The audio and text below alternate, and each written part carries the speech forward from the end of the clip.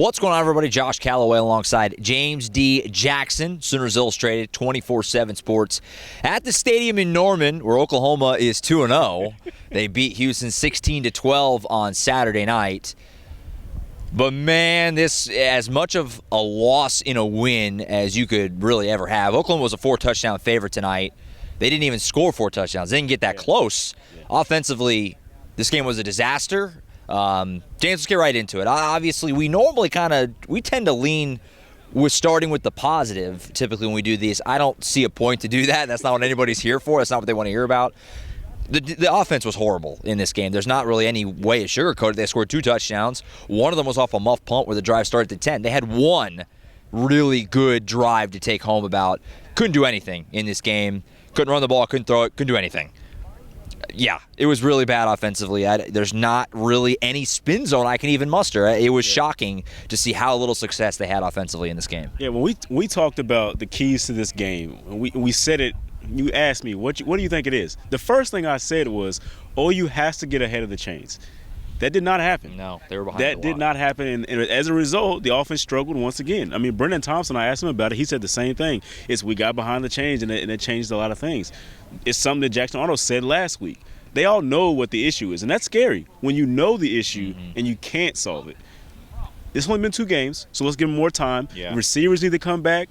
You got a lot of guys out. Nick Anderson, Jalil Farouk. Andrew Anthony didn't even see the field, I don't think, in this one either. So, if he did, it was very little. Yeah, your top returning guys aren't on the field to help you out, and so maybe that can be the focal point you can focus on from now on. We have something to look forward to. But as of right now, it did not look good, and I don't know how you really fix it at this point in time because it's just that is what it is at this point. This is why Oklahoma fans freaked out after 51-3, and some people made fun of them, but the people like us that are around it didn't really do that because it was warranted. Even though they won 51-3, there were worrying things in that game against Temple, and those all reared their ugly head in this game. Couldn't run the ball at all. Javonte Barnes had some success. They only gave Gavin Sawchuk 4 carries for 4 yards. They gave Taylor Tatum the ball once. Yes. Jackson Arnold was scrambling for his life a couple of times. They were trying to throw the ball around. They didn't have anybody to get to. The spin zone, if there is one, would be, hey, you get Branson Hickman back. You get Nick Anderson back, hopefully sooner rather than later, as Brett Venables said. But, one guy on the line, one receiver shouldn't make the difference between you getting shut down by a terrible Houston team. Yeah. It's a Houston team that's not going anywhere. They got beat by UNLV by 20 last week, folks, at home. It shouldn't be the difference between, having a competent offense and the disaster that we saw here tonight. So I'm with you. I don't know where you go to fix it, but they got to fix it. As Seth Rachel said on his postgame, we just got done listening to, they got to figure it out, and they got to figure it out fast. It seems like at this point in time, it seems like, you can't fix one thing, and the other part that they didn't need to fix stays where it was at. Because, the offensive line, I think, overall, looked a lot better tonight. Yeah. I think, as a whole, it looked better than it did last week. But then you have – isn't saying much. But then you have this situation where you can't move the ball at all. I mean, you struggle. I mean, we talked about it. They didn't run the ball. It just 29 carries, and 11 of those were Jackson Arnold pretty much, doing it on his own. So, I'm lost for words, Josh. I knew this was going to be a difficult, post-game presser because there's so many things that you just can't wrap your head around. How is this happening? That's where I was at the entire game. I don't understand why they can't do the things that they need to do, the little things that they all talk about that says they need to, get things going forward, and they can't do it. I don't know what to say. I'm really lost for words, which is saying a lot. I'm with you. The end of this game, I was down in the end zone, and I'm just thinking, I'm dumbfounded. I'm at a loss of what I'm witnessing. I haven't seen OU struggle like that offensively in a long time, maybe ever. Again, one real drive tonight. One. If they don't get that muff punt to jump up 7-0, and then they had that nice drive where they went down and capped off the Jake Roberts touchdown, make it 14-3, they didn't do diddly basically the last 3 full quarters of this game. Now, they still won because of the defense, and that's where we'll go over there. Good game for the defense. They had a bust right at the start of the second half that got Houston their lone touchdown. But, man, the defense did absolutely everything they possibly could to win this game, and they did. The the offense gave them quite literally, I guess not literally, but pretty darn close to nothing for a lot of this game. And they still won because they stepped up. Danny Stutzman was everywhere in this game. Grayson Halton, the big safety at the end, to pretty much ice it. It wasn't totally over, but pretty close. Another good game defensively, and that's the one thing that if you're Oklahoma, you got to lean on is this defense looks good. Hopefully that's going to just be good enough for us to win games that way because right now the offense has got to figure out, but defensively it looks great. Yeah, I mean, RSJ got his interception, and it looked like Woody Washington had one too. I think should have. That was bad. That was a bad call, I thought. Now, we talk a lot about the muff punt. That was also a turning point because the next play that's where they were able to score on that touchdown pass. So I mean things like that happen. There's like these small things that turn into a bigger situation. So it goes both ways in this game. But you talked about Grayson Halton getting his safety. We asked him, have you ever had a safety before on defense? He said not since Little League, man. Like eighth grade. Like it's been a while. That's awesome. That's pretty fun for him.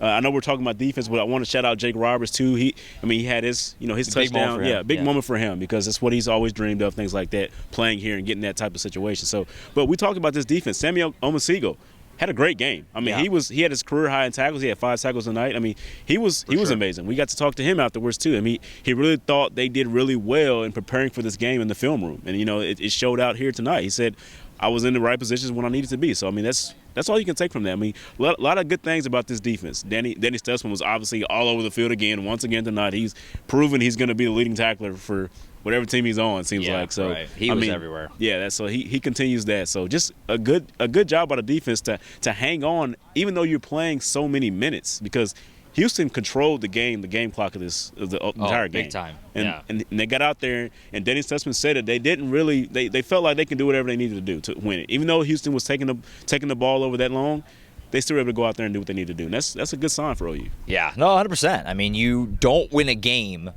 where you have this little offensive success unless your defense balls out, and that's what happened today. So this defense is really good, like we thought it would be coming into the year. They were great against Temple. Again, you had the bust, or Houston got down the field and scored a touchdown. They moved the ball at times this game. Donovan Smith ended up having a pretty good night, 24-28, but did throw the pick. Houston had a really hard time running the ball in the second half of this game especially, and it was enough. They got the stops at the end of the game when they had to, when it was very clear the offense is not going to score again. 14's all you're getting. It was enough to win the game, so you have to give a lot of credit to that. This defense is legit, and it was the reason they won. You talk about the defense, that the stop being enough. That was what was worrisome when Tyler Keltner missed that field goal, the 45-yarder. Mm-hmm. You're like, okay, this is a 3-point game. Like Houston get a field goal and win this because you don't think your offense is going to score. And it was clear at that point they're not scoring again. And the OU defense was able to hold them, and so that was pretty good. I mean, I'm looking at the 40, 50-yard line right now. They kept them around there, and that helped out a lot. And then they got that penalty on the delay of game, and so that was like, okay, you feel a lot more confident now in this game. And OU actually has a good offensive drive. Jake Roberts gets a pass on third down, and they get down the field, and they still almost screwed it up with bad penalties. Dude, I mean, the Josh Bates taking his helmet off, one of the craziest moves I've ever seen on a football field. The game was quite literally over, and he took his helmet off. It stopped the clock with 35 seconds left. Now, again, Houston had no timeouts. It was another great punt by Luke Elzinga, who was phenomenal in this game. What are we doing, though? I mean, that was a microcosm for the whole game. It was just sloppy and just bad decision making, and one thing after another. We just touched on Elzinga. You mentioned Tyler Keltner missed the field goal. Special teams was not good in this game. We talked about that last week. Special teams was a bright spot. Doug Deacon, it teeter tots. Like it was bad in this game. Other than Luke Elzinga was great. He pinned him every chance he got, but they couldn't catch a punt cleanly. Refused to do that. Tyler Keltner missed the field goal. They did muff 2, right? They kept them both, but they muffed 2. Yeah, muffed 2. Every single one, though, was like an adventure.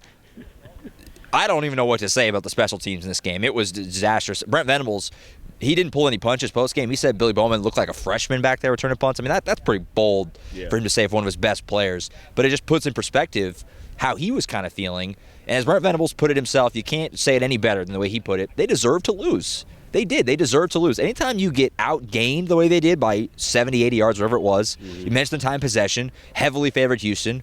Oklahoma didn't score an offensive point for the last, whatever it was, 40 minutes of this game. You got lucky to win on your home field against a bad Houston team. So count your blessings to win. You'd much rather do your learning after a win. But again, like I kind of said right at the top of this thing, as much of a loss as a win could feel, this was a rough game for Oklahoma. Not good. Yeah, I mean, Anything else? First time on the SEC network, and then Not a good showcase. Yeah, not a good showcase. I mean, that's what it is. I mean, you get the win. A lot of the players, we talked to a bunch of players after the game. I think 4 of the players said a win is a win. Like that's typical. That's how you have to say. Yeah. That's what I'm hearing. Like that's how they feel right now. And I think it's all about getting back to the drawing board and figuring out, what happened here. I mean, they got to watch film and see. I mean, the offense is what. I mean, they just couldn't get it going. If the offense had a few of those explosive plays that we talked about having, maybe we look at it a whole different way. I mean, sure, no, 100%. I mean, it's just that's what it was. Only 2 passes past 15 yards, like crazy. And I will say, and I'm not taking anything I said back, but I will say, on this day in college football, you'll be happy to have won. Notre Dame lost at home to Northern Illinois today. Mm-hmm. Alabama was in a dogfight with South Florida for a long time. They ended up pulling away, but in a dogfight for a while. Auburn lost to California at home. Not a great win there, or a loss there. So, again, I'm not taking anything. OSU survived a close call against Arkansas. Not taking anything back. But on a day where a lot of teams had some weird close calls, and one team, Notre Dame, just got flat out beat by a team out of the MAC at home, be thankful it's at least we're saying all this in a win. And we'll see where they go from here. Tulane next week. Tulane looks pretty good. They had Kansas State on the ropes today. Let it get away. But Tulane, they got players over there. OU fans know that in 2021 with Willie Fritz, who almost won this game tonight. Tulane almost beat OU on this field. They still got a good team, and they're going to have to play better next week. Tulane is easily the best team they've played so far of the 3 games. If they play like they did tonight offensively, it's going to, they got a very good chance to lose. So we'll see how they bounce back, but it's going to be an interesting week in Norman, America. They got to get these 3 games. They got to get these three games before the SEC. They need to get the Auburn game because we said it. 8-4, 9-3 is like kind of where we think they could be at. But if they play like this, there's no way to get there. There's no way. And to make matters, I don't know if worse, but to just make you feel a little scarier about things. Did you see what Tennessee did tonight? NC State 51-10. They're coming in here in 2 weeks, folks. OU's got to get a lot better between now and then if they're going to find a way to win that game. So we'll see. You hope it's just getting healthy, make changes everything. That's what you got to hope at this point. Step 1, is probably get healthy and hope that you can kind of piece it together from there. We only scratched the surface. There's going to be a lot of reaction coming out of this one. Post-game reaction is already on the site now, YouTube channel, with head coach Brent Venables and both coordinators. There will be more with a bunch of players as well. James, make sure to get all those player interviews. So that's all going to be up in the YouTube channel. Be sure Monday we'll have a chance to watch it back, digest this thing for a couple of days. Maybe change. We'll get Tom Green in the mix here as well. And on the podcast on Monday, we'll kind of have a chance to really pull it apart and just kind of basically decide where does OU go from here? How dire is it? We'll get into all that on Monday. So we're only scratching the surface here. Be sure to subscribe to Sooners Illustrated, Oklahoma247sports.com. Lots of coverage there. More to come. That's it for now. For James D. Jackson, I'm Josh Callaway. Oklahoma survives a scare. 16-12. They knock off Houston. We'll be back here next Saturday night. Tulane comes to Norman for Week 3 next Saturday.